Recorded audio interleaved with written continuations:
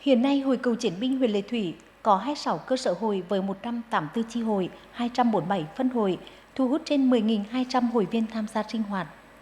Trong Hội Cựu Chiến binh huyện có 18 doanh nghiệp làm ăn có hiệu quả, 45 cơ sở sản xuất kinh doanh, 125 gia trại, 64 trang trại, 3 tổ hợp tác và 9 hợp tác xã, tạo việc làm cho hơn 5.600 lao động là cựu chiến binh và con em cựu chiến binh.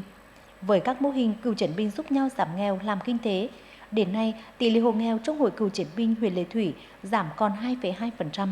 Qua đó đã từng bước nâng cao đời sống của hội viên và góp phần vào xây dựng nông thôn mới và xây dựng quê hương Lệ Thủy ngày càng giàu đẹp, văn minh.